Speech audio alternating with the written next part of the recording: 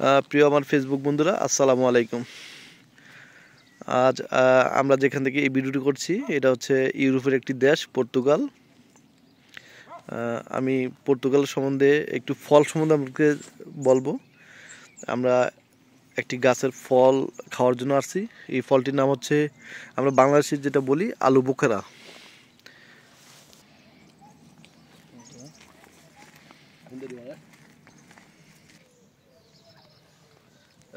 ইউরোপে আসার পরে আমার সবচেয়ে বড় যে একটা অভিজ্ঞতা হয়েছে, অভিজ্ঞতা হচ্ছে আমি আপনাদের সাথে শেয়ার করছি। সেটা হচ্ছে আল্লাহ তাদেরকে সব কিছু দিয়েছে আমার দেখা মতে। এই ইউরোপ দেশটা ফলে ফুলে ভরপুর, কিন্তু আল্লাহ তাদেরকে ইমান দেয়নি। যাক, সে কথা যাচ্ছি না, আমি আপনাদেরকে দেখাচ্ছি। এটা হচ্ছে আমরা বাংলাদেশে বিরিয়ানি বা বিভিন্ন ইয়াতে এই আলু বোখারা দেয়, কিন্তু আমি আসলে প্রথম জানতাম না এটা কি ফল। তো আমার এক বন্ধু বললো যে এটা আলু বোখারা।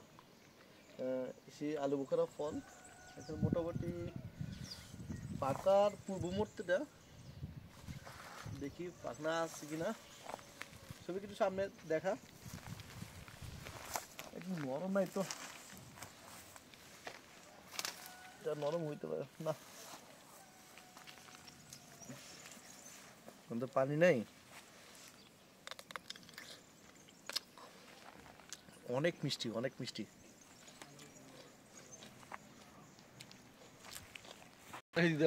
ফলটা আসলে অনেক মিষ্টি, খুবই সুস্বাদু।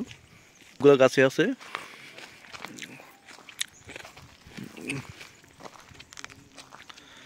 এই ফলটা আলু বোখারা, এটা এখনো কাঁচা রয়েছে। পাকতে আর কিছুদিন লাগবে, অল্প কিছুদিনের পেকে যাবে। ফলটা আসলে খুবই সুস্বাদু, খুবই মিষ্টিকর ফল। একটি ছোট গাছে অনেক ফল ধরেছে। এদিকে একটি আছে আপেল গাছ। এটি একটি আপেল গাছ, এখনো কাঁচা রয়েছে, এগুলা পাকে নেই। না, এবার কি করতেছ?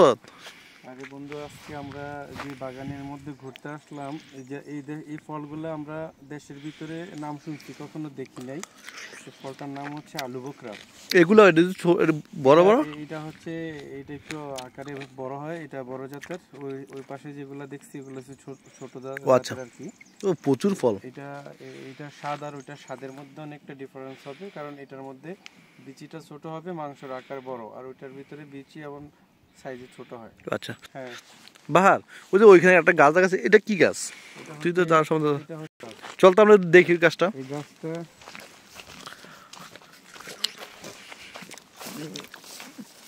তিন ফল মানে যেটা কোরআনে আছে ওই ফলটা? আচ্ছা, ফল গাছ। গাছটা বেশি অতিরিক্ত রোদের কারণে একটু ইয়া হচ্ছে। ও ফল ধরতেছে। হ্যাঁ, ফল ধরতেছে। যে ফলের কথা কোরআনে আছে, বেহেশতি ফল। আচ্ছা আচ্ছা আচ্ছা। তিন ফল আল্লাহ রাসূলের প্রিয় একটা খাবার, কিন্তু এটা আমাদের মতো দেশে খুব কম হয়, কিন্তু ইউরোপের মাটিতে প্রচুর হয়, আরবেও অনেক বেশি হয়।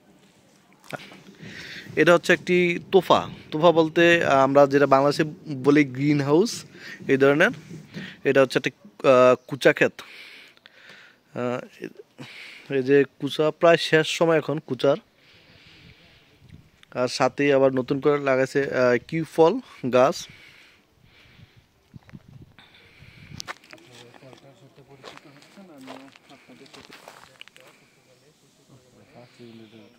নরম জায়গা।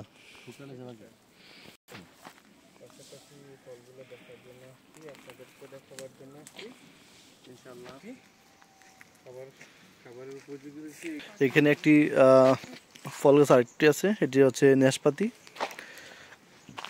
সম্ভবত ফলের কালার নষ্ট হয়ে গেছে। নাশপাতি। এদিকে কিছু গাছ, এগুলো হচ্ছে আলু আর হচ্ছে ভুট্টা। বিশেষ করে এগুলা চাষ করা হয়, এটি প্রতিটি বাড়ির আঙ্গিনায় এগুলো ওনারা চাষ করে নিজেদের জন্য।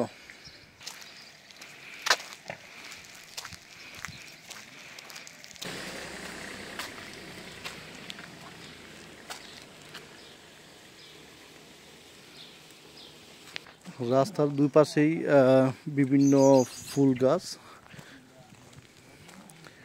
যার বাড়ির যে পজিশনে ওনারাই বিশেষ করে এই ফুল গাছগুলা রোপণ করে থাকে। বিশেষ করে পর্তুগালে আরেকটি জিনিস আমাকে আকৃষ্ট করেছে, সেটা হচ্ছে একটি বাড়ি। গ্রাম অঞ্চলে যে বাড়িগুলো আছে সেই বাড়িগুলোর মধ্যে আমি দেখেছি প্রতিটা বাড়ির যেটুকু জায়গা আছে সেটুকু জায়গাতে বিভিন্ন সবজি, ফল ফলাদি, ফুল গাছ থাকবেই। আর বিশেষ করে পর্তুগালের আরেকটা জিনিস হচ্ছে আঙ্গুর গাছ। যে আঙ্গুর গাছ পর্তুগালের আনাচে কানাচে প্রতিটা বাড়িতে আঙ্গুর গাছ থাকবেই। এটা তাদের, আমি যেটুকু জানি, পৃথিবীর পক্ষে পর্তুগাল সর্বশ্রেষ্ঠ ওয়াইনের দেশ। সম্ভবত এই কারণে তারা আঙ্গুর চাষ করে। আমি আপনাদেরকে আরেকটু দেখাতে চাই আসলে যে তারা কত কৃষি প্রধান দেশ। যে এখানে পেঁয়াজ, ভুট্টা, আলু, ওই দেখেন বাড়ির পাশে আবার স্ট্রবেরি চাষ হচ্ছে। এগুলো সবগুলো নিজস্ব, তাদের নিজে খাবার জন্য, বিক্রি করার জন্য না। এই যে আঙ্গুরের সময় চলে আসছে, থোকায় থোকায় আঙ্গুর।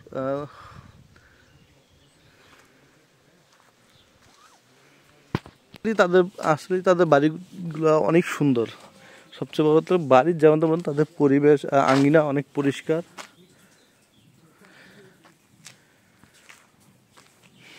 বলেছিলাম যে আসলে তাদের বাড়ির আঙ্গিনা যেটুকু জায়গা আছে বিভিন্ন সবজি, ফল ফলাদি চাষ করে ওনারা।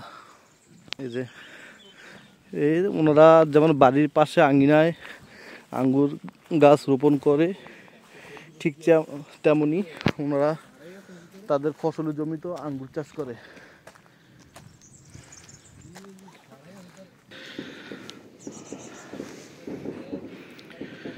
যেদিকে তাকাবেন শুধু আঙ্গুর বাগান।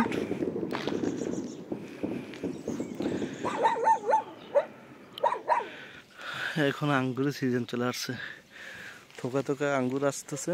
অবশ্য সবগুলো আঙ্গুর যে প্রজাতির আছে খাবার সুস্বাদু না। এখানে কিছু আঙ্গুর আছে যেগুলা সুমিষ্টি। আমার ভিডিওটা দেখার জন্য আপনাদেরকে অসংখ্য ধন্যবাদ। আসসালামু আলাইকুম, সবাই ভালো থাকবেন।